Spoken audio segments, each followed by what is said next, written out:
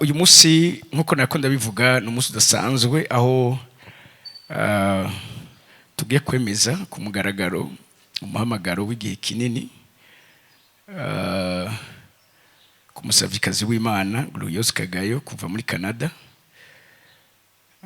Ibi twari twarabivuganye areze igihe ariko ijuru ryabonye ko ni itariki yuko tuza kubikora. Rero tugiye gukora ordination pastorale ya mwene data Gloriose Kagayo, nkuko mwavyumvise akora Imana kuva kera.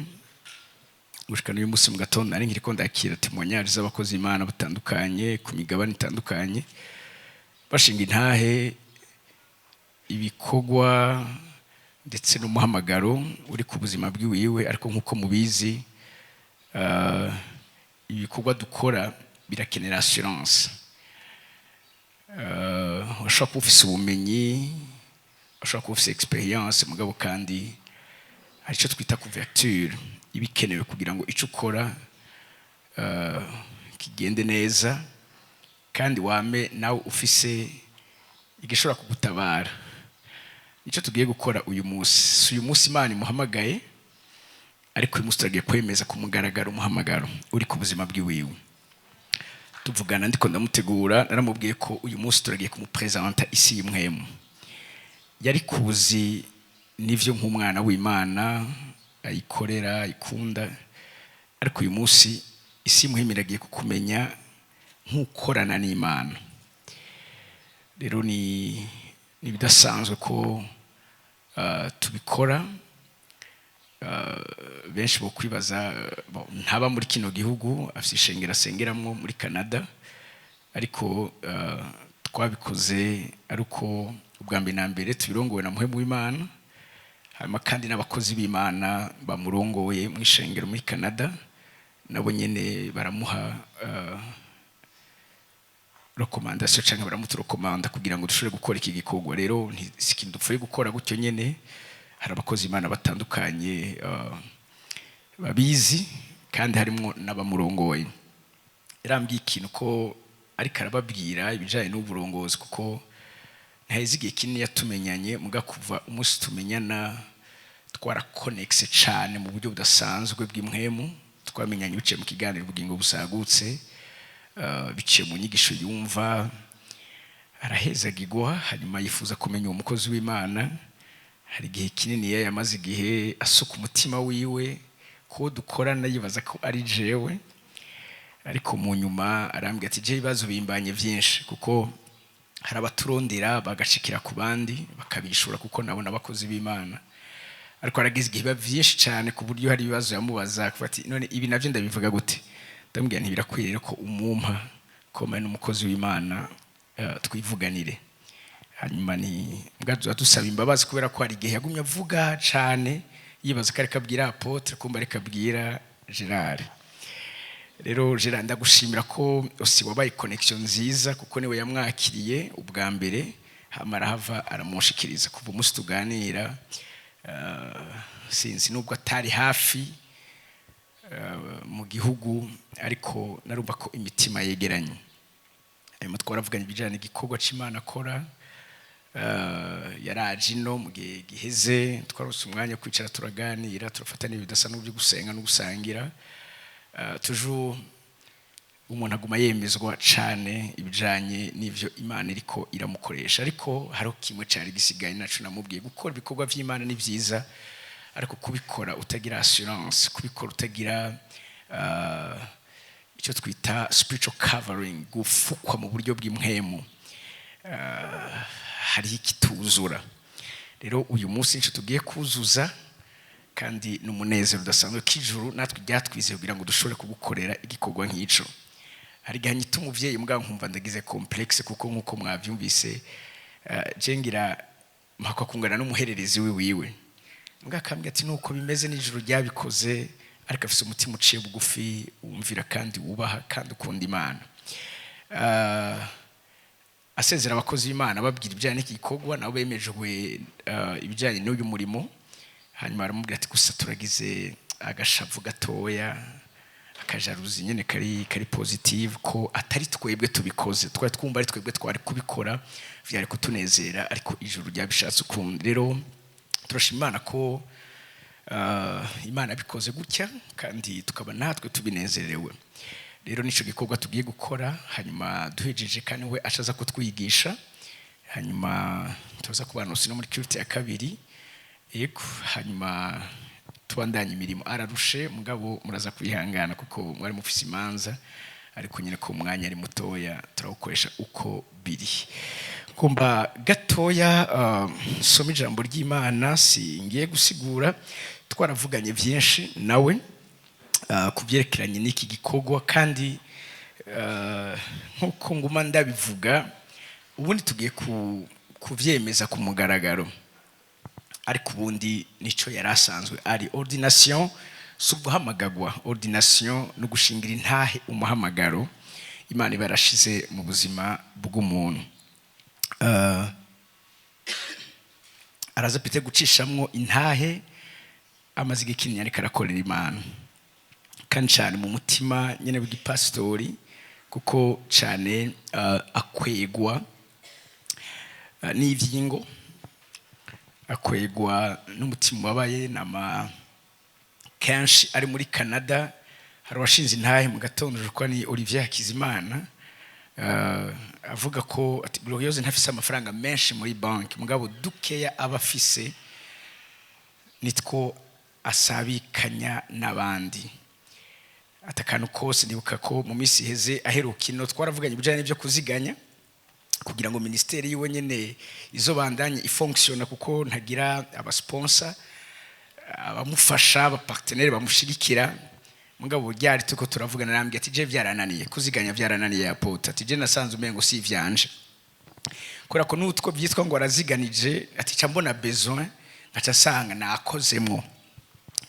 Donc afise umutima wagutse, afise umutima vy'ukuri ubwungere, natwe niho tugiye gushingira intahe uyu munsi.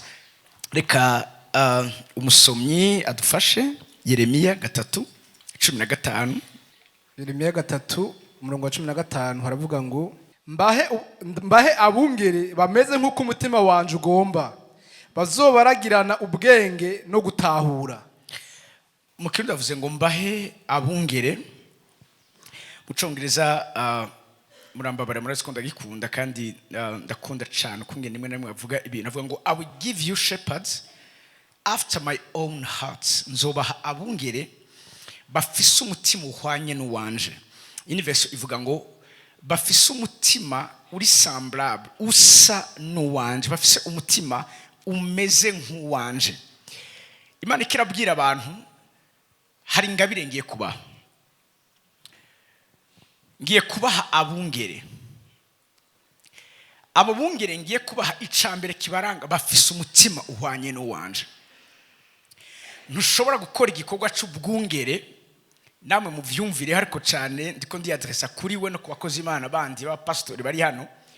Ntushobora gukorera Imana uko Imana igomba utagira umutima uhwanye n'uwayo. Iki ni ikintu novuga kiri crucial, gikomeye, kandi kidashobora gusubirizwa n'ikintu na kimwe. Kugira ngo ushobore gukora igikorwa cy'ubwungere, ministère pastorale isaba kuba ufise umutima uhwanye n'uw'Imana.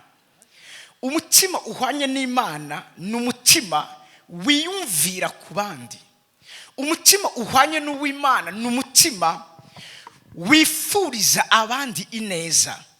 Umwungere ahari aba yifuza kubona intama ziwe ziguwe neza, nico gituma avyuka kare akaja. Ugiye kuraba umwungere n'umukozi w'ivyo aba aragira canke ubusho bwiwiwe. Dawidi avuga ngo uhoraho ni umwungere wari ntacu nzokena, nuko arabizi neza yuko uhoraho niwe afise ubwambe na mbere umwitwarariko w'ubuzima bwacu kuruta uko twebwe dufise umwitwarariko w'ubuzima bwacu. Umwungere ni wa siriko ndavuga, hariho itandukaniro ry'umwungere n'umuyangayanga. Umubushe n'umuberge baratandukanye. Umuyangayanga icyakora ntagikora afise umutima w'urukundo kuri ico kintu ari karakora cyangwa kuri ico gitungwa ari karakorera. umuyangayanga icyo akora cyose aba abona inyama. iyo aragira mu bwatsi butotahaye aba yifuza imisoso myinshi inuze y'icyo gitungwa kugira ngo niyayijyana ku isoko baze bamuha amafaranga menshi. ariko umwungere rafa pasi, hari umuntu yigeze kutugabira inka ngaha mu ishengero, hama twari dufite ikibazo, murabizi twari turimwo aho twari dukeneye kuri avance y'ishengero branche yacu mu Gasekebuye, kandi yari amafaranga atari make. hama mboye dufite icyo kibazo kandi turi muri byinshi, tuko turanategura n'igikorane c'ubugingo busagutse, ndavuga hari umuntu yaduhaye inka, rero ngoma ndamubwire ayiduhe tuyikubitiwe hanyuma tukore icyo gikorwa. uwo ndabibwiye kirambwira ati ndakwinginze icyo kintu gicishe mu kanwa. ndamaze kubera arambwira ati hamwe yo kumva ko yayitaje kugira ngo tujye kuyidandaza, ati byokomeretse umutima wawe, ati kuko ni umwungere. icyo kintu ntacyo nari nyinshi none je nari ngereye amahera, ariko we ntiyumva ko yota terma. inka ziwe azifata nk'abana biwe, inka ziwe azifata nk'abantu, ntiyumva ko yoyitanga kugira ngo ikigenda ku isoko hama baje bayibage bayikuremwe inyama ntasubire kuyibona. akeneye kumva yagwiriye. cyaravuga nti ibintu birakaze. Imana ishimo cyane. nzobaha abungere bafise umutima uhwanye n'uwanje. Dawidi Imana ibushinga intahe ikavuga ngo afise umutima, universe yindi ivuga ngo havuye umutima wanje hacasubira uwiwe, kubera ko nawe yari afise umutima uhwanye n'Imana aho yigura ubusho bw'iwiwe. Murazi Dawidi intambwe zaraza ariko akagwana nazo, ntiyari oblige kugwana n'intambwe kuko yari yeme kurisika ubuzima bw'iwiwe. mugabo hako yotahana intama zidakwiye, hako yosubira inyuma hari yabuze yariwe, yofuma ari wakomereka, hakumwagazi yatwaye kuragira ari ukomereka. mwani majambo yemera kwigura ubusho bw'iwiwe. uno mutima uhwanye n'uw'Imana. nta muntu ashobora kuba umwungere adafise umutima. uyu munsi ibintu byaracuramye, umuntu apfa kubona abantu bamuyoboka automatically macabona kari umwungere. ariko nagomba mbabwira yuko kuba umwungere ni ikintu gikomeye cyane.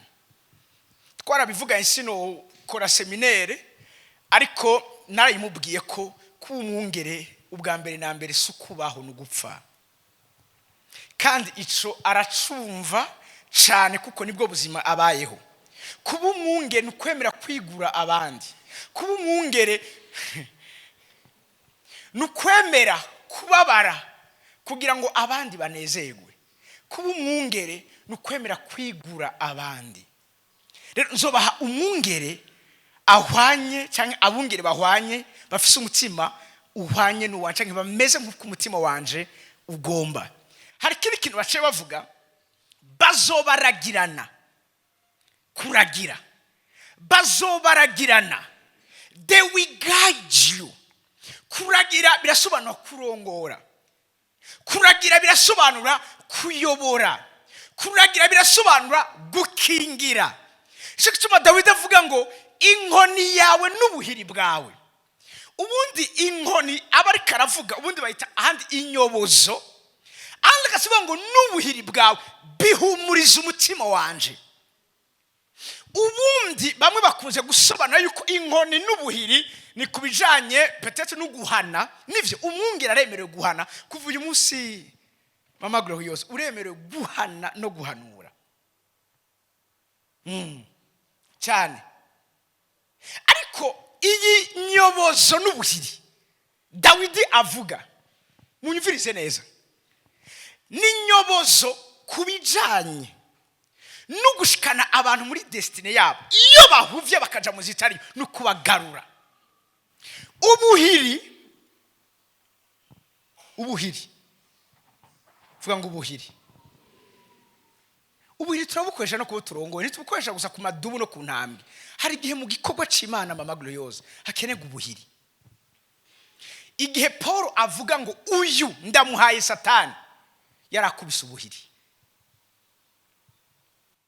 ngo imana niyagira ubuntu aze yokowe nk'uwokowe mu muriro, ariko ubundi ndamuhaye Satani. Ubwo bwari ubuhiri. hari igihe mu nzu y'Imana, nico gituma mu nzu y'Imana umunsi atagitinyiro gihari, nikora ko benshi abapasitori bamenyere gukoresha inyobozo gusa n'inkoni akanywafu. hari igihe hakenegwa uvuga ngo ubuhiri.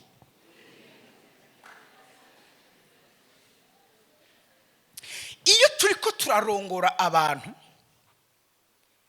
hari vyitamwo, kandi hari nabo turongora badashaka ko turongora.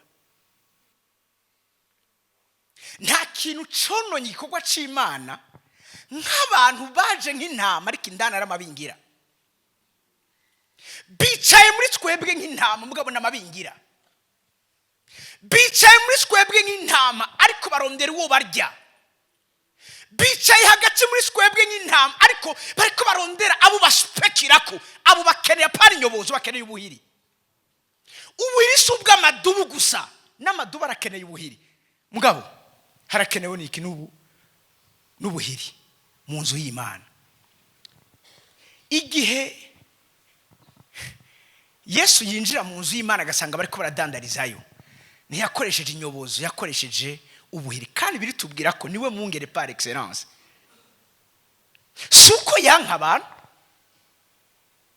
mugabo haraho vyakenewe ko mu nzu y'Imana afata ubuhiri, kandi yabukoresheje hanze y'inzu y'Imana, yakoresheje indani mu nzu y'Imana. rero vyumve yuko harabagiye kukugora mugabo abo koresha ubwa mbere na mbere inyobozo mugabo bananiranye, fata ubuhiri. nk'umwungere ndemere gukubita umuntu ubuhiri nkamubwira ntuzusubire kugaruka ngaha, kubera ko aje kutukononera igikorwa c'Imana. kuko umviriza, nzobibazwa imbere y'Imana igihe nazoproteja abo nkunda, nkabareka amabingira akabinjiramo kugira ngo batabagure.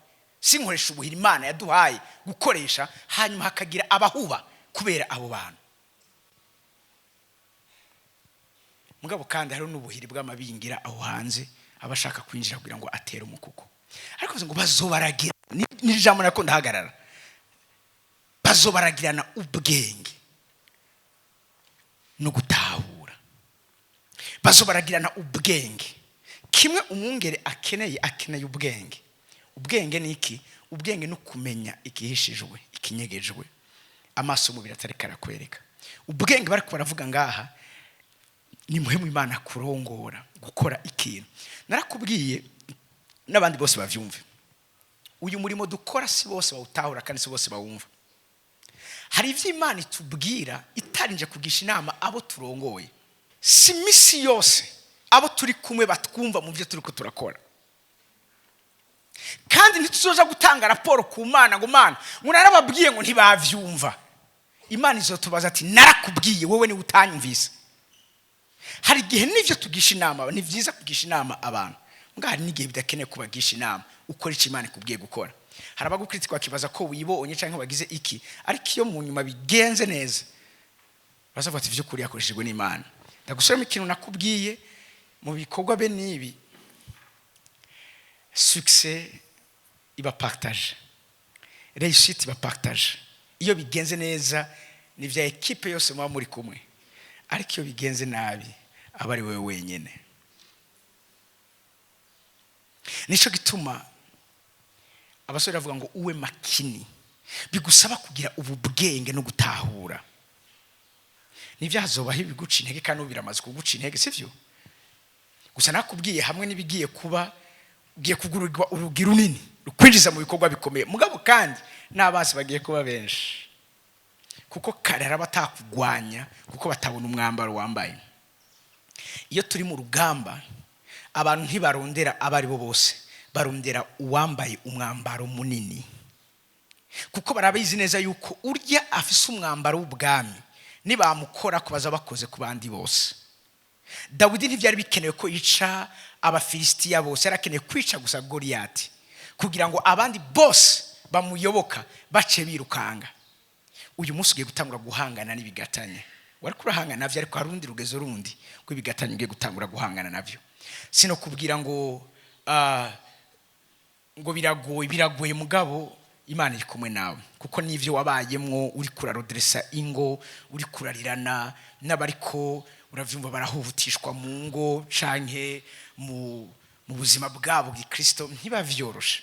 Mugabo kandi kiryoshe muri uyu murimo nuko iyo twakomeretse si abantu baza kudusomora, ni Imana yadurungitse ku gikorwa iza kudusomora. Rero iyo Imana ije kugusomora ibikora neza cyane ku buryo udasubira kwibuka umuruho w'umurimo n'imibabaro yawo. Rero Imana yifuza ko ubandanya urongora abantu mu bwenge no gutahura. Cambwira bariko baranyumviriza, iyi video bazoyibona muri Canada, bazoyibona muri Sweden, bazoyibona aho kunze kuja gukora Imana mahanga atandukanye. Umwungere ni ingabire ijuru ritanze. Umwungere si igikorwa c'umwana w'umuntu, ni igikorwa c'Imana ubwayo. Bene data muri ngaha mwubahe abungere banyu n'abaje bava handi, kuko ntidufise gusa abasengera ngaha, n'abaje bava abungere banyu mubakunde kandi mububahe, kuko nibo bajejwe ubuzima bwanyu. Ivyanyu nibo n'Imana izo bibazabo. Bararuha, bagira umuruho mwinshi, barakenera vy'ukuri abafata mu mugongo, ababereka ko vy'ukuri barokonese ico bariko barakora. Ariko nubwo batobibereka canke mutobitwereka, ntiduca tubiheba, kuko turazi neza yuko hari uwaduhamagaye. Ibitangaje muri umurimo w'Imana ni kenshi, sinzi ko nawe baze kugushikira, ni kenshi nifuje vuge gute,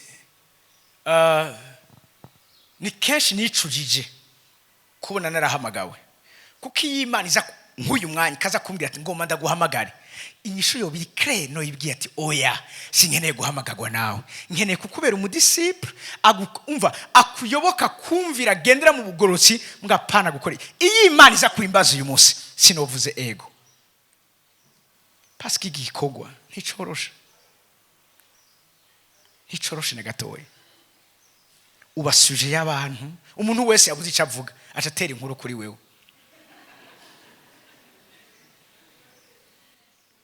Iyo bakeneye kuba uravyumva, muze murabe ibintu byinshi uyu munsi bikunzwe gukurikiranwa meme no ku ma social media, ku ma réseaux sociaux, na maskandare y'abakozi b'Imana. Suko turabakozi b'Imana tutari abantu, dufise imitima y'inyama, ntidufise imitima y'amabuye. Iyo batuvuze nabi turababara, natwe turakomereka.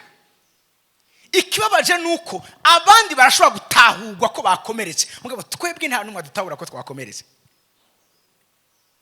Abandi barashobora kubumva ko vyabagoye, mugabo ni gako umukozi Imana bamutahura ko bishobora kumugora. Naha bigoreye, mugabo vyongeye dufise impera nini ya mwijuru. Uweme umviriza, Paul avuga ngo nimba twiteguriye guhana ubwiza nawe, nuko kandi tubwiza gusangira imibabaro nawe. Ubwiza ntibuza imbere canke hatangura imibabaro hagasubira ubwiza. Nishobora guhabwa ubwiza tutababaye. Cyo tuma Paul avuga ngo ntacyo mfise kindi nirata atari inkovu. Yirata inkovu. Paul atamwe kuvuga ivyo kwirata, yirata imoko yakubiswe, yirata inshuru bwacu bwamusambukiye ko mu kiyaga, yirata ukungene yafu, yirata ukungene yavu, yirata uburyo yababaje. Ivyo nivyo vyirato vyacu, kuko umusirikare ntitumumenyera gusa ku mapete yambaye, inyuma yajya mapete hari inkovu z'igikorwa basanzwe akora ziba ziri ku mubiri wiwe. Abandi biroroshe ko boja gusaba ideni, ngo umukozi Imana agiye gusaba ideni umengo ni imbwa yuri inzu. Ntibashobora kumva ko natwe arico dushobora kubura.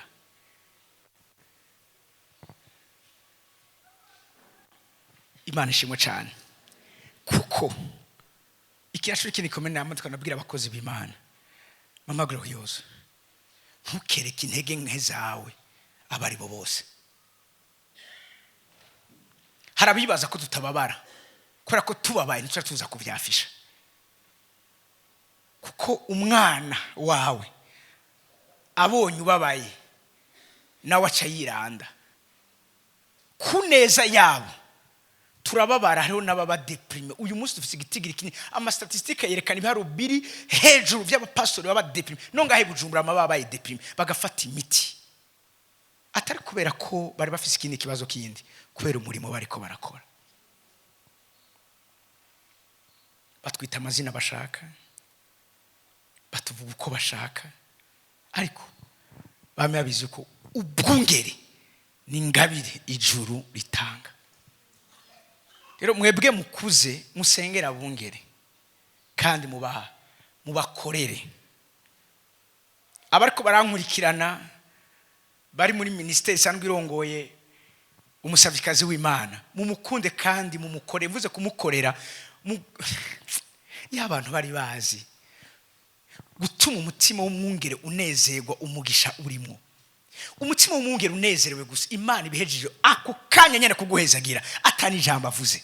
Mugabo yihenda ababare no mu mpisho nakaga kuri wewe. Imana ishimwe. Rero sigikorwa corosha, mugabo ni gikorwa Imana izobana ngo nawe nkuko yamibana nawe. Rero sigiye gufata umwanya muniko twarafasha kanya kaniniya ko kuvugana, kandi twamatiko turavugana juste kugira ngo n'introduce ibyo tugiye gukora. Wumve yuko iki ni gikorwa kiri sacré, umuntu wese abwizwa kubaha no gucira bugufi. Amen. Imana ibahezagire. Reka ndagusaba uhaguruke uze hano imbere, tugiye gutangura igikorwa cyacu cyuko dona umusavikazi w'Imana mwibango ry'ubwungere. Ariko imbere yuko tumusengera hari amasezerano abungere bagira, hari n'indahiro. Uyu munsi hari cyagiye ko gusezanira Imana, kuko hari bigiye kongera kuranga ubuzima bwiwe bitari bimenyerewe mu buzima bwanyu. Nico gituma ndifuza ko usezanira Imana, hanyuma uraza kugira indahiro. Inyuma yaho turaza gufata akanya ko gusengera, hanyuma twongere tukurungike. Madame Gloriose Kagayo, uremeza neza ko wahamagawe n'Imana mu ibango ry'ubwungere, aho ugiye kurongora neza umukuku w'Imana uko Imana ishaka, wuzuye umutima w'Imana, umutima w'urukundo n'impuhwe nkuko Yesu yabitweretse? Ego cyane, ndavyemeza. Tumukomera amashi menshi.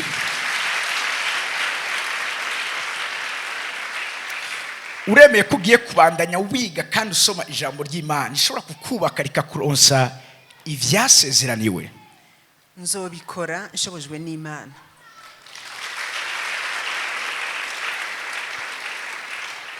Abapastori nabo nyene bateza gukunda kwiga ijambo ry'Imana. Nta muntu aheza kwiga.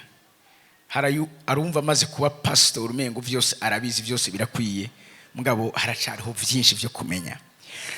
Uremeye kuzokwamamaza ubutumwa bwiza bwa Yesu Kristo ushingire intahe ugupfa no kuzuka kube, utegura ishengero kubwo kugaruka k'umwami Yesu? Ego cyane, ndavyemeye. Uzoba umwizigigwa mubo Imana iguhamagariye kurongora, kandi uremeye kuzokorana n'abandi barongozi Imana izoguha mu gikorwa canke mu bindi bikorwa bindi, kuba gikorwa c'Imana mu gicapo c'umuryango w'Imana? Ego cyane, ndavyemeye. Uremeye kuzoramiriza mu gikorwa cyo gusenga, yaba mu ibanga canke ku mugaragaro, usaba kandi ubuntu bw'Imana kugushoboza kugira ngo ico gikorwa uhamagariwe mu rukundo rw'Imana, mu buntu bwa Yesu Kristo no mu bumwe bwa Mpwemu Yera? Ego cyane, ndavyemeye. Uremeye kuriha ikiguzi cyose usabwa muri uyu muhamagaro w'ubwungere? Ego ndavyemeye nshobojwe n'Imana.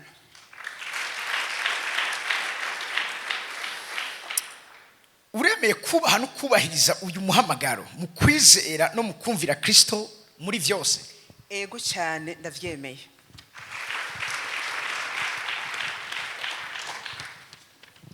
Uzovuga ijambo ry'Imana hose aho umwami azogutuma, utagamije inyungu zawe ariko ugamije inyungu za Kristo Yesu yaguhamagaye. ego cyane ndabyemeye. Uremeye kubaho ubuzima butarimo umugayo. Kagayo mbe haje biziguriye Irya papa ndashaka kuvuga irya papa yari ikinege kuri mama wiwe, hanyuma kubera hariho benshi bari bapfuye, none yari ikinege ahubwo abandi barapfuye, baca bamwita Rutera Kagayo. Mugamba mu mashuri babona Rutera Kagayo ni kizina kirekire kuko yarize udusubire dukeyi naho yafashe, baca bamwita Kagayo pour abréger Rutera Kagayo. Nico gituma nitwa Kagayo. Ariko nta Kagayo ngira muri jewe. Okay. Uremeye kubaho ubuzima butarimwo umugayo n'akagayo. Uwo ari wo wose bwejejwe bubahisha umwami Yesu yaguhamagara igikorwa cy'ubwungere. Ego cyane ndavyemeye.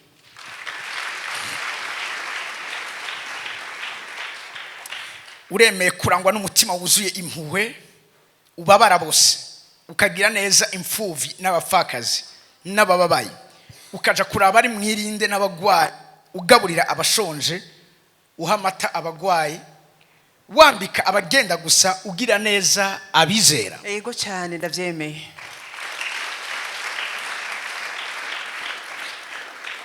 Nk'umwungere uzokomeza abera bose, ubasengere ubudasiba, ubaba hafi muri vyose, ataco ubitize ko ari ugukora umwami wacu ari we azoguhera mu gihe gikwiye. Ego cyane ndavyemeye, nshobojwe n'Imana.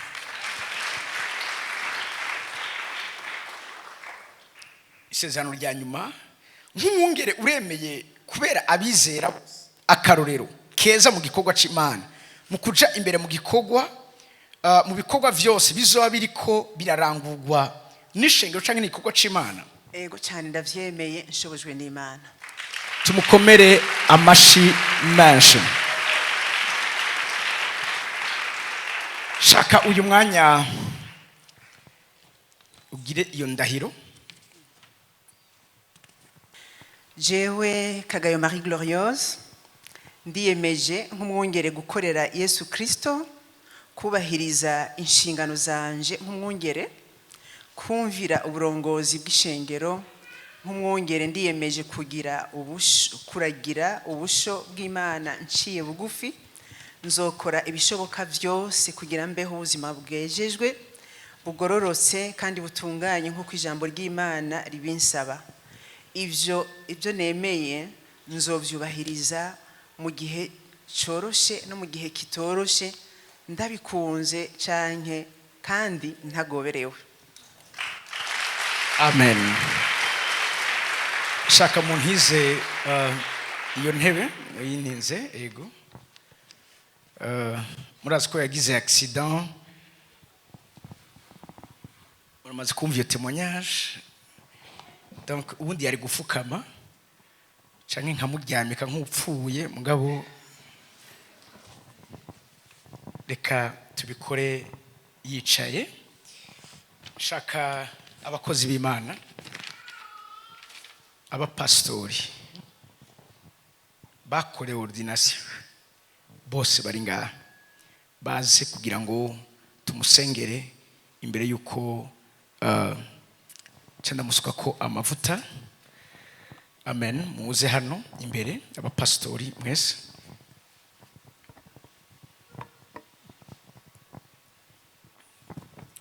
Ndashaka n'umudiyake umwe azamfashe. Ou bien ego.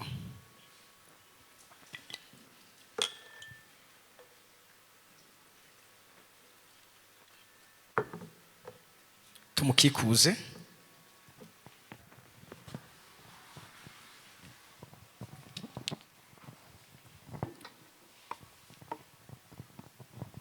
Amen. Reka namushengere muhaguruke ku maguru yanyu. Tugomba tumusengere muri iki gikorwa kidasanzwe Imana igiye kubandanya imukoreshamwo. Reka nsaba Pastor Ernest aduze ijwi natumuramike ko ibiganza inyuma yaho canamuswa ko amavuta. Imana ibahezagire. Data wa twese uri mu ijuru,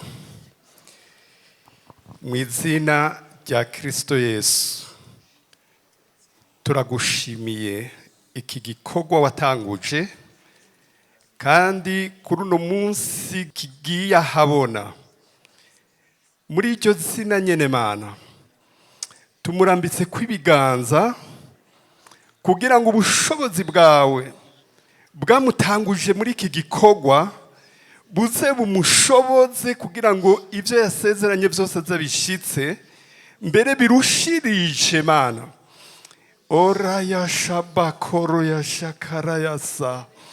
Ndagushimiye Mana, ndagushimiye ko amavuta yawe amanutse kuri we, agemeje neza ko icyo wamuhamagariye agiye kugikorana inkomezi nyinshi. Ubushobozi bwawe Mana ntaba ari waboneka ukundi, ariko haboneke wewe muri we wamutumye. Ubushobozi bwawe Mana, ubushobozi bwawe burushirize kumubako, bize bimenyekane saha mu Burundi gusa, si muri Afrika, si Buraya, ni mu isi yose Mana. Bize bimenyekane Mana ko ari wewe wamutumye, ko ari wewe uri kumukoresha, ko ari wewe wakunze abakorera, ko ari wewe Mana wamuhamagaye kugira ngo akubere ikimazi, akubere igikoresho cyawe kandi cejejwe kigufitiye ikimazi.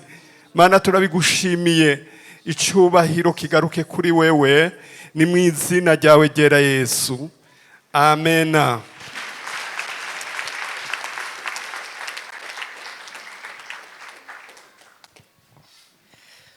Marene umufashe, ndagiye kukurobanuza no mavuta, ana mavuta y'ubudahangagwa, amavuta agiye kugushira hejuru kurundi rugezo rundi, amavuta agiye kugushoboza gukora igikorwa cyose ciza Imana izoshira mu mutima wawe. Haragowe uwo muntu wese azoguhangara mu bihe nk'ibi, ugiye gusigwa ano mavuta.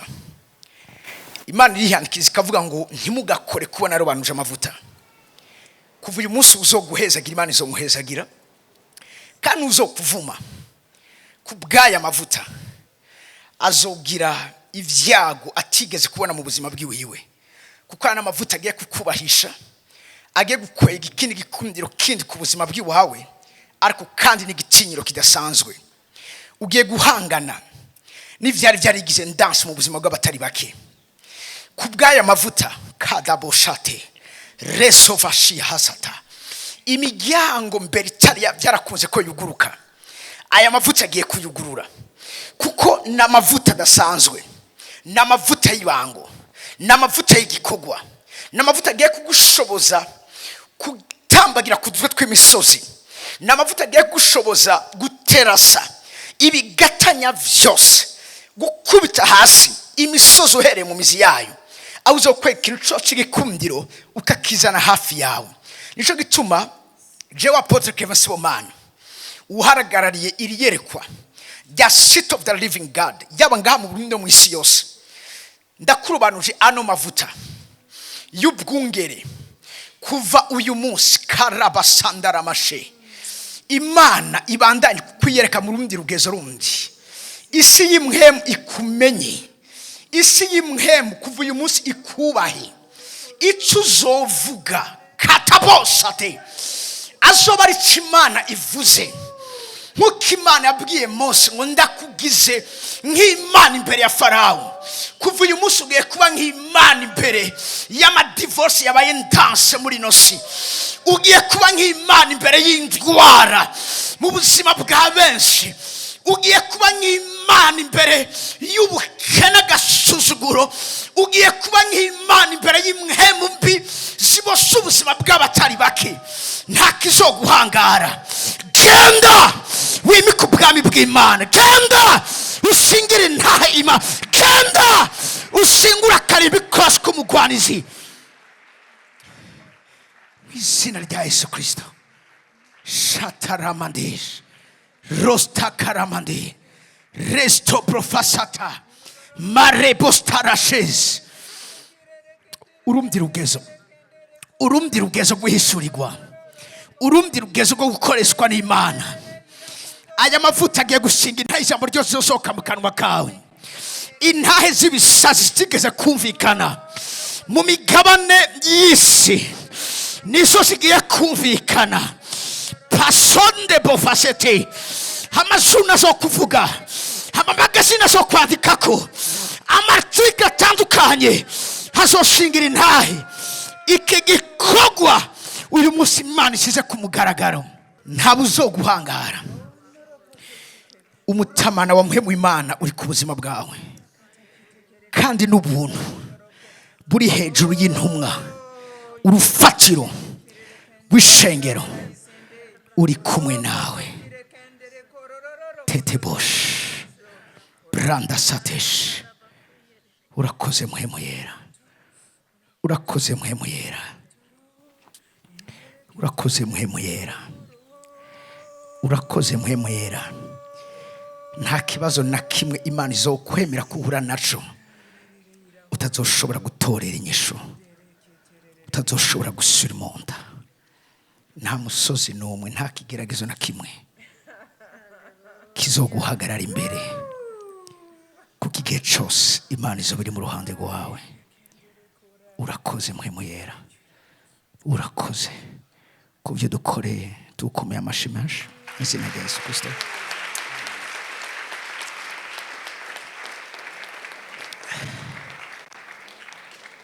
Tugihagaze ku maguru yacu, shaka uhaguruke.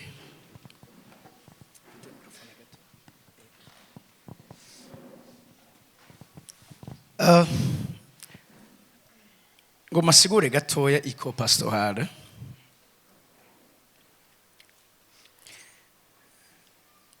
Si umwambaro wa pastori. Ubundi nari gufata ikiziriko canke ishene nkayimuboha mu izosi, akaba ari yagendana igihe cyose, kuko iko pastoral ni ikimenyetso cyo kubohwa n'umuhamagaro,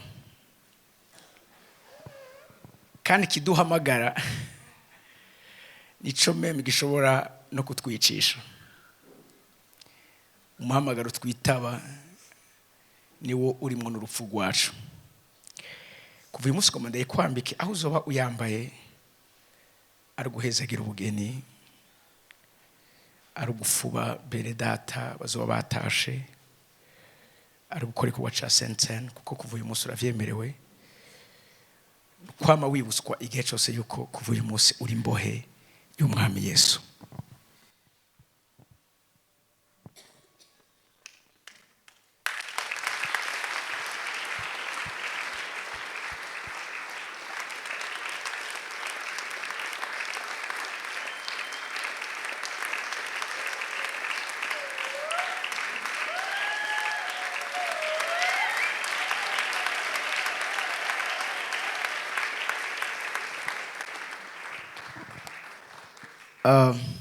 Abakozi b'Imana bakiri ngaha,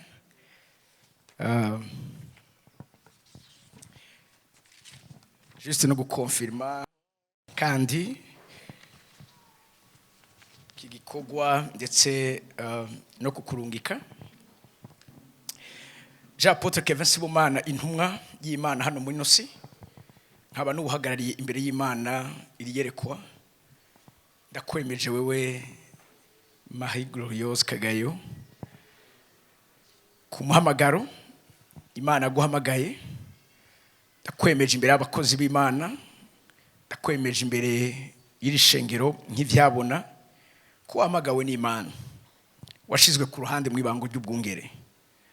Kuva uyu munsi nk'intumwa ndaguhaye uburenganzira, ubushobozi ijuru ryampaye bwo gusengera abavuga butumwa. Urashobora kordona abavuga butumwa, abigisha hamwe n'abadiyakoni, guhezagira ubukwe, kubatiza, gukoresha isangira ryera n'ibindi bikorwa bifatanye n'uyu muhamagaro.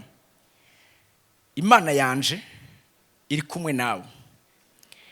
Ubuntu n'umutamana vyanje nk'umuvyeyi buzoba buri kumwe nawe mu bizoba urimo vyose.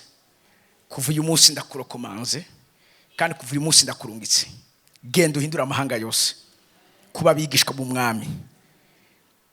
Umwami Imana azokurane nawe, ashingishirize intahe ijambo ryose rizosohoka mu kanwa kawe, ibimenyetso n'ibitangaza bizogenda biri herekeza.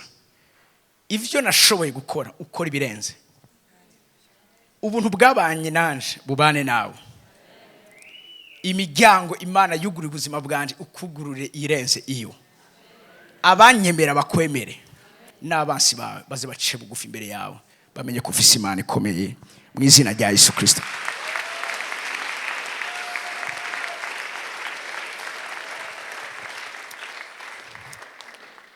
Kuva uyu munsi itariki ugiye kongera gusubira kubaho utacinezereza, ariko unezereza wagupfiriye akakuzukira. Kare wikenyeza ukijana aho ugomba, ariko siko byari bimeze. Ndabiyize ko wakenyezwa, ariko kandi ugiye gusura gukenyezwa ujanwe aho utagomba. Urupfu rugiye gukorera muri wewe kugira ngo ubugingo bukorere mu bandi. Ugiye kubaho urinda ubusho bw'Imana, ugarura abagiye mu nzira itariyo, uhanura wongera uhana, witondera igihe cyose ivyo Imana izogenda ikubwira. Iki gikorwa kiragoye, nticoroshe, ariko umwami Imana niwe azogushoboza. Vyongeye ni gikorwa citeka kuko ni ic'Imana. Gukorana n'Imana ni iteka ritahawe bose. Turagukeje, Imana iguhezagire.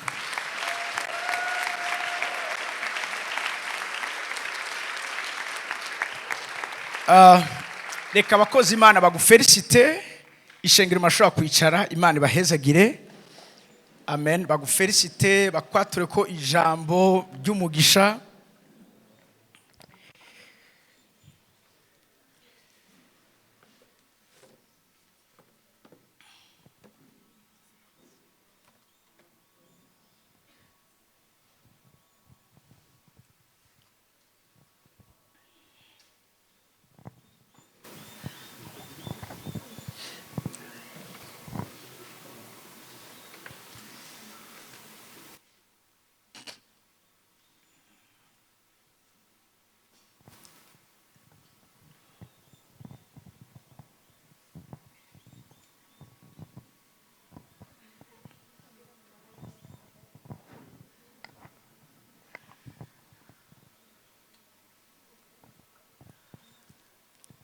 Igihe cyose uko buke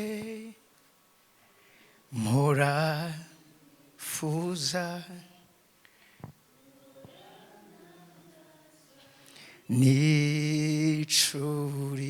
n'icuri, kuko kubaho kwa bindutira iby'agaciro bikomeye, kuko nawe bintera umunezero, kubana nawe bintera umunezero, ntwara kure,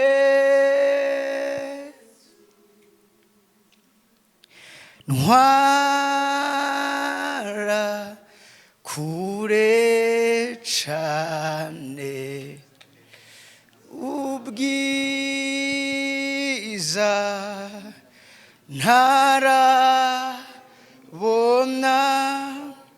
morena mangutangarira.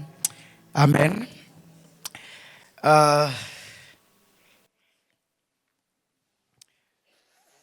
Nifuza guha kandi no certificat ya ordination.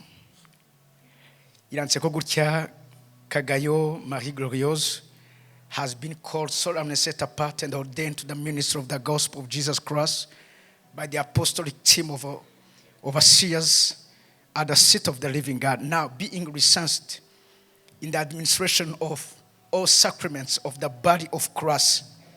How beautiful are the feet of those who bring the good news. Niyo certificate nifuje kuguha. Amen. Dukomere kandi amashi menshi. Abakozi matasha gusubira mu bibanza. Marena gutwaze ha muhugo mucu sigara ngaha. Usuke umutima wawe kuri izi ntama. Amen. Imana iguhezagire cyane. Uyu munsi ndarengewe, sinzi aho mpera naho nohereza. Apotre yambwiye ngo ndashobora gushinga intahe yanje n'ibitabo bidashobora guhera. Benshi barabizi mu tumenyeranye. Alice yagize ama emotion, arazi gituma yagize ama emotion. Ndamuza ari umwana w'umukobwa, turi kumwe muri El Shaddai, acaronka akazi kuri RTNB nakoramwo, hari urugendo twamaranye.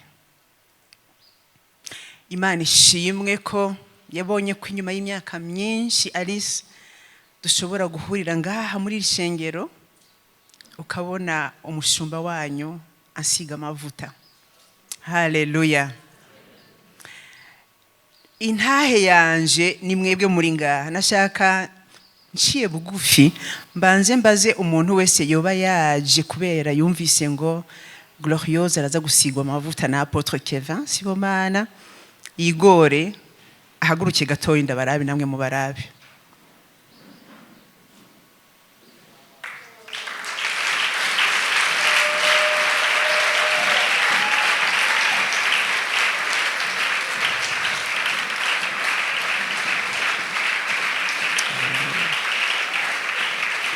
Murashobora kuvyagira bababonye.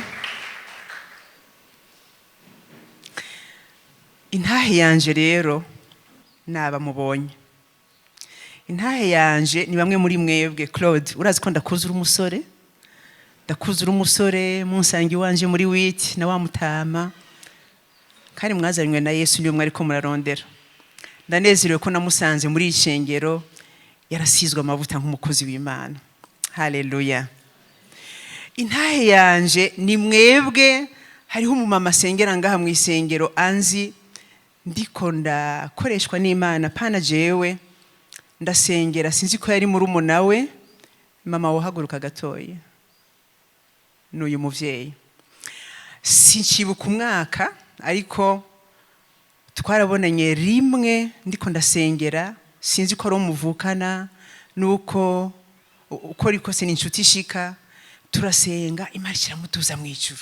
Haleluya. Intahe yanje ni mwebwe mwese ba Ruvuna Oscar. Turazinanye Oscar, turazinanye muri RTNB. Uranzi ntarakizwa, uranzi kandi ko maze gukizwa Yesu yampinduye undi Gloriose. Haleluya. Kera muri television nari umustar. Vous savez ça? J'étais une star. Niko banyita. Kandi nanje ntarahura na Yesu nkabigendera. Yeah. Njansanga umwana w'umuntu harimo ubupfu n'ubusazi bwinshi. Haleluya. Ariko Imana ishimwe ko ivyo byose byarahanaguwe. Haleluya.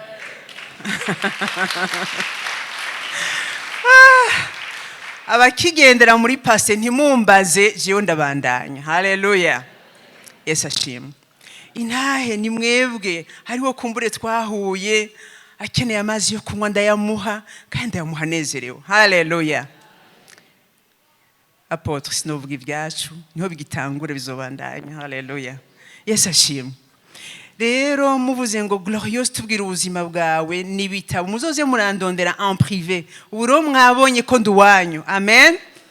Ntimuze mu ntingeje sintinyise sinigeze ntinyika. Haleluya. Kandi intambwe y'umuryango wa Yuda yarankuyemo no gutinya. Nta mwana w'umuntu n'umwe ntinya jeyo. Haleluya. Ndabakunda nkabubaha ariko sintinya. Haleluya. Apotre ndakubaha ariko sindagutinya. Amen. Mwese ndabubaha ariko sindabatinya. Haleluya. ubwoba ntibuva ku Mana. Hari umuntu agira ubwoba muri mwebwe mbega birashika mwijoro muratinya umwiza, je nta mwiza ntinya. Haleluya, kubera umuco warasiye muri jewe. Amen, Yesu ashimwe. Hariho ngo abatinya indoto mbi, je sintinya indoto mbi. Haleluya. Kandi iyo zije nca mbona nti hari aho ntateramye. Haleluya. Njase kubabwira ngo intambwe y'umuryango wa Yuda aba muri twebwe. Haleluya. Atugira ces vrais ambassadeurs. Amen. Ndashimiye cyane abakozi b'Imana. Sinoheza vraiment. Novuga ngahera kuri Ernest Kayoya n'umugore wiwe Capitoline, bose n'abakozi b'Imana. Intaha yanje namwe mwoyivuga babahaye akaryo. Haleluya. Novuga Janvier na madamu wiwe, urugamba twagwanye tuvuye muri El Shaddai dukunda cyane, n'ubu turacyayikunda, dusengera imitima yabo muri El Shaddai. Haleluya. Umwansi twaramaze kumenya uwo ari we, ni Shetani. Haleluya. Nta muntu numwe twita ngo ni Shetani, ariko umwansi ni Shetani. Hagowe n'abemera bakaba ibikoresho vyiwe gusa. Haleluya. Janvier na madamu we bonshingira intahe. Rero jewe sino kwishingira intahe, ariko kandi ijuru ryarampaye abantu twagiye turahura bashobora kuvuga ati gloriose ko tumuzi nuko ndi umunyantege nke, nagenda babwire mu bimenye, ariko uri muri jewe n'umunyenkomezi cyane. Amen. Ndi umunyantege nke n'ijuru ryaravyemeye, mwabonye ko bamfata ngaha kugira ndahaduge. Ndi umunyantege nke ko Imana yaremeye ko ikamyo incako ikanyurira ikansi ya kabiri. Haleluya. Ndi umunyantege nke ko abaganga bo mwisi bambwira ngo ngwaye ingwara y'amagufa arthrose. Amen. Ariko ivyo vyose ndabigwiza n'ubusa. Haleluya. Kuko Imana yampaye kuramba, kandi sindagenda mfise amasezerano ndindiriye. Mfise amasezerano ndindiriye. Haleluya. Reka mbwire Paula ko ndindiriye agakiza ka papa wiwe. Yesu ashimwe. Paula niteze kubona so akizwa yatura Yesu nk'umwami n'umucunguzi w'ubugingo bwiwe. Niteze kubona n'abasaza bawe bose baca bugufi bakavuga ati noneho ya Mana ya mama turamenye ko ariyo twokurikira. Niteze kukubona nzi kukunda Yesu, niteze kukubona uhaguruka mu mbaraga ugakora ibirusha ibyo jewe nakoze. Haleluya. Yesu ashimwe. Rero yampaye akanya ko kwigisha, ndazi kumwigira uhere kandi mukayagira ni wacha tugaburira. Navuze ndi kwa Apotre Rambone, ibi bintu maze mw'iminsi bibaza ngo iwanje hari yibiki, ariko Yesu yampaye. Haleluya. Yesu yampaye. Haleluya. Nukuri maze iminsi mu bikogwa no gusenga, hari igihe nabura umwe avuga nti Yesu, you know I need you every minute, I need you every second. Ngaca mpaguruka nkiruka gutegura urubanza guriya mukobwa wacu. Yesu ndafise abakozi b'Imana ngaho batandukanye baya mama ryama, mama fata ivyo kurya, mama gira gutya. Hariho n'uwona aja kuri vandi ko ndatwara ngo mbega uribona mu maso ingene je nkaba nzi ko Yesu ari muri je watandeka ngo nzi kugira ama accident. Warabonye ko ata accident nagize, naragwaye ndagwara cyane, uko ivyo byose byari ko biragwanya iki gikorwa mu no munsi. Haleluya.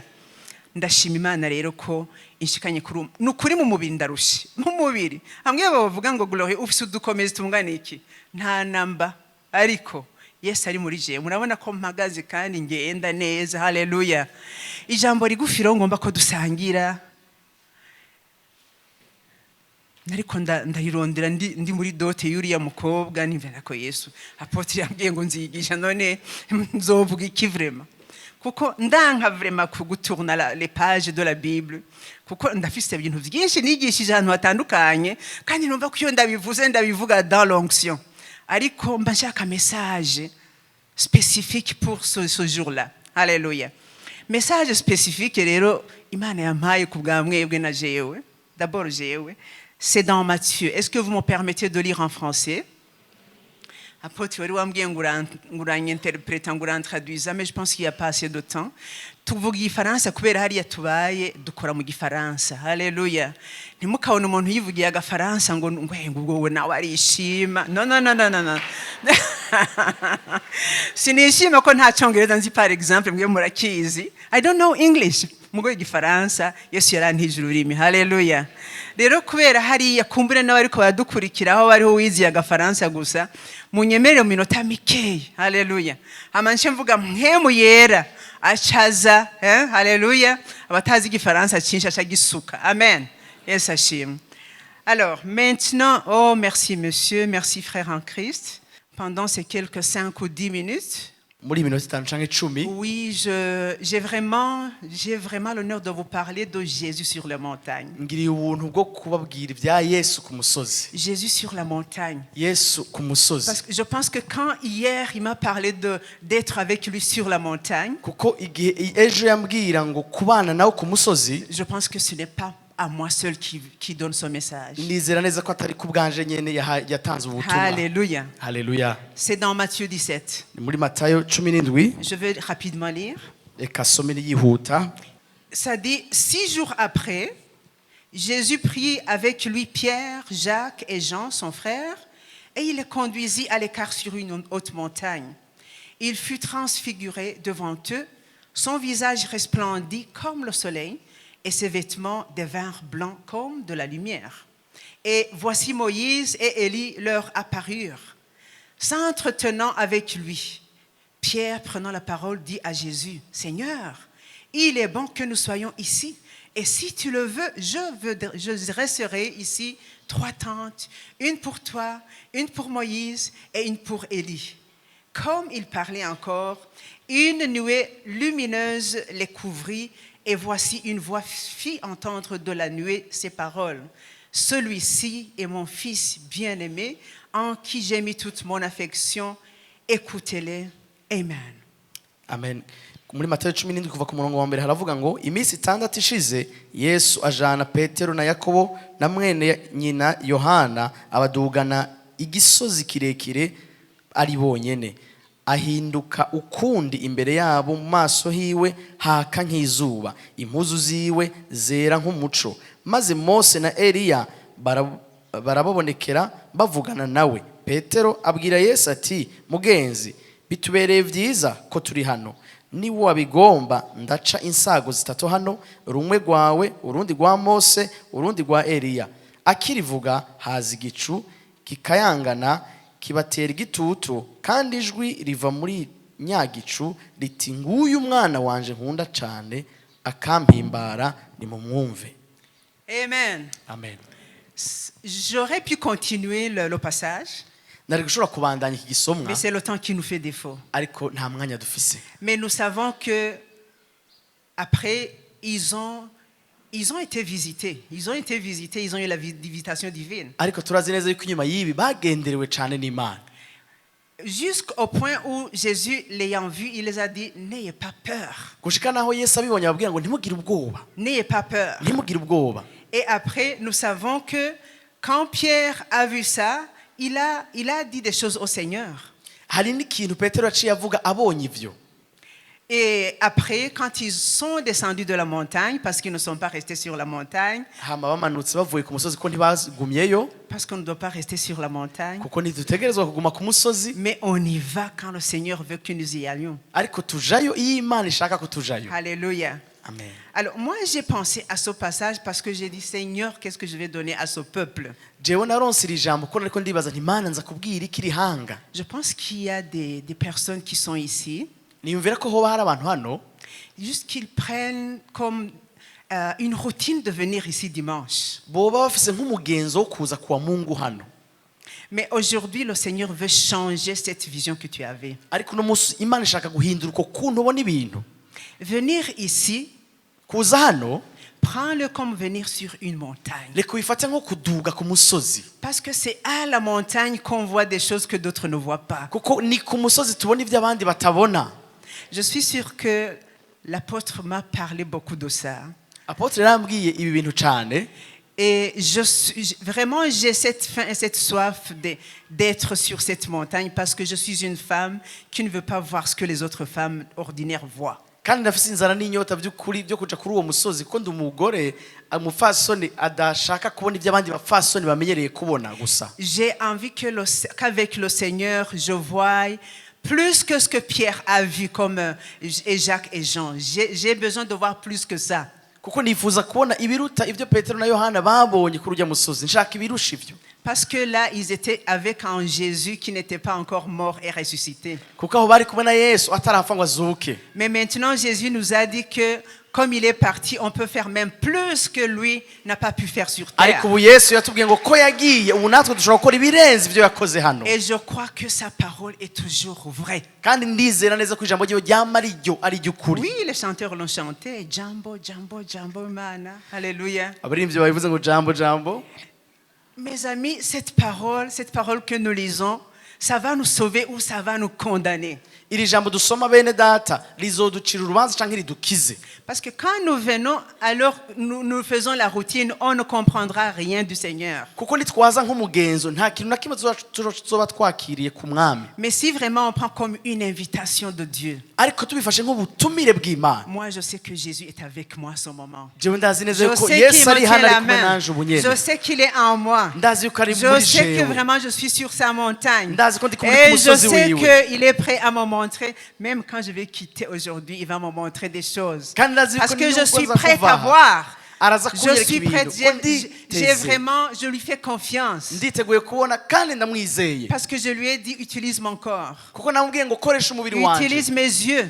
koresha amaso Utilise yanje. mes mains. Mes mains sont gonflées à cause des arthroses, mais ça fonctionne toujours. koresha ibiganza nubwo bisa akagorane gatoya ariko biracakora. Utilise tout ce que tu m'as donné encore sur cette vie. ati koresha ibyo wampaye byose muri buno buzima. Jusqu'à ce que les gens qui ont des yeux fermés aient des yeux ouverts, que le Seigneur est vivant. gushika naho abantu bari bameze nk'impumyi babugurura amaso bakabona ko Imana ari nzima. Je veux que Paula voit en moi que ce n'est pas cette maman-là qui l'a mis au monde, mais c'est Jésus qui m'utilise Paula.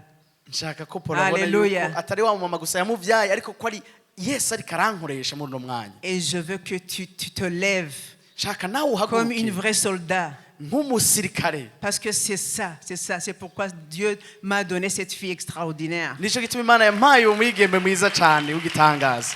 Quand on me donne des fleurs, oh, tu as une belle fille, moi j'aurais aimé qu'on me dise, oh, tu as une servante de Dieu.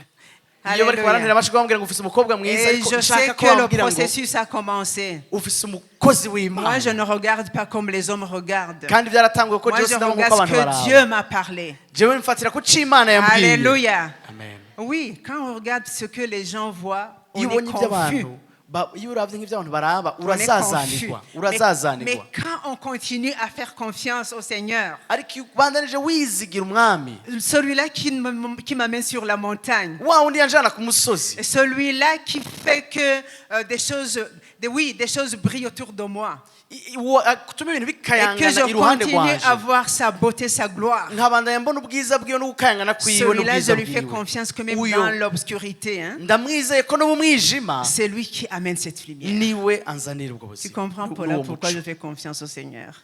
Paula rero wizere Alléluia. umwami wacu. Je parle d'elle, c'est ma fille unique. ndamuvuga ko n'umwana wanje C'est un w'ikinege cadeau que umukobwa j'ai eu wanje quand j'ai donné ma vie au Seigneur. n'ingabire Imana yampaye igihe nakizwa Parce que je n'ai que des garçons sauf elle. kuko mfise abahungu gusa kiretse we Et wenyene. je sais de quoi je parle. ndazi rero ico mvuga. Ah, amen. Amen. Aimez la montagne, mes amis. nimukunda umusozi bagenzi. Évitez la routine. nimwirinde akamenyero. Alléluia. Je pense que je vais garder ça apôtre. nizera ko ngiye kugumana ibi Parce que sur la montagne avec Jésus, kuko ku musozi kumwe na Yesu avec lui, je ferai des exploits. kumwe nawe nzokoreshwa iby'ubuhizi. J'ai juré, hein? nararahiye J'ai juré devant vous narahiye imbere et yanyu j'ai juré devant le Seigneur. kandi narahiye imbere Et j'ai y'Imana même juré, je sais que l'ennemi m'a entendu. kandi n'umwansi Et yanyumvise je sais qu'il ne m'aime pas du tout. kandi ndazi ko atankunda na Et gato je sais qu'il m'attaque nuit et jour. kandi arantera ijoro n'umurango. Mais celui qui combat en ma faveur, uwungwanirira c'est celui-là qui a vaincu le monde. niwe yanesheje isi. Alléluia. Amen. Donc, merci beaucoup. Murakoze C'était juste cyane. ce petit verset. wari umurongo umwe gusa.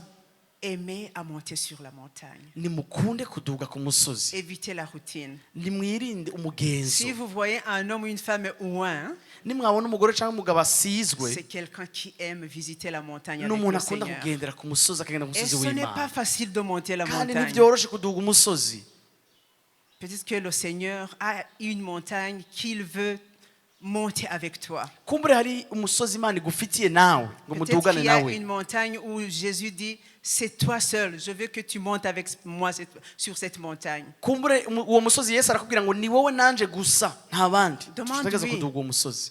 La, Mubaze la rero. montagne que je monte, ce n'est pas celle que tu vas monter. Kuko umusozi jewe ndiko ndaduga si uwo uri Les kuraduga. montagnes que apôtre monte chaque jour, Imisozi ya Apotre aduga misi yose. ce n'est pas les montagnes que vous pouvez monter. Si imisozi namwe muduga. Moi, je me demande quand j'écoute les Ubugingo Busagutse, Je ndibaza iyo numviriza Ubugingo Busagutse. quand est-ce que cet homme se repose? Mbega uwo mugabo aruhuka ryari? Quand est-ce qu'il prend du repos? Mbega ni ryari afata Chaque akaruhuko? jour, chaque jour, chaque jour, Imisi chaque yose, jour. imisi yose, imisi yose. Donc, j'ai dit, cet homme-là, Ndavuga rero ntuwo mugabo il est souvent avec Jésus sur la montagne. yategerezwa kuba yamana n'umwami Yesu ku musozi. Alléluia.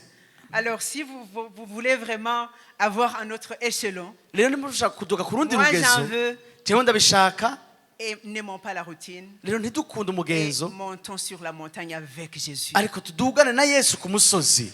Alors, je pense que je vais m'arrêter là. Reka ngiye guhagarikira hano. Aujourd'hui, j'étais là pour écouter. Uno munsi nari hano kugira J'étais numvirize. là vraiment pour avoir une touche spéciale. Hari akantu nashaka J'étais là pour Pourquoi fermer la bouche, bidasanzwe? pour écouter les hommes de Nari Dieu me nje. parler. kumviriza abantu b'Imana bavuga nanje nkumviriza. Bakampa impamba, bakantekerera. En me donnant quelque chose à emporter chez moi, un cadeau. Avoir du repos en vous écoutant. Kugira ngo nduhuke ndabumviriza. Mais cette parole, hier soir, le Seigneur me l'a donnée. Ariko rino jambo Imana yarimpaye ejo mwijoro. D'aimer vraiment aller sur les montagnes avec le Seigneur. Ngo gukunda kudugana umusozi na Yesu Les umwami wacu. chantres ne peuvent pas avoir des chansons des chansons qui vont vous transformer s'ils ne montent pas sur les montagnes. Abaririmbyi bashobora kuronka indirimbo zobahindura canke ngo zibahezagire mu gihe batokwemera kuduga umusozi. C'est pas les voix angéliques que vous avez. Ça, on peut travailler avec des régimes, vous savez. Zamajwi meza mu ofisi ibyo umuntu ashobora kubikora mu myitozo. Mais l'onction, on l'a sur la montagne. Ariko amavuta umuntu yakura ku musozi. Alléluia. Alors, je m'arrête là, apôtre. Je m'arrête Ndahagaritse là, ngaha, assemblée. apôtre, murakoze. Que Dieu vous bénisse. Je vous Imana aime beaucoup. ibahezagire cyane. Amen, amen. Amen.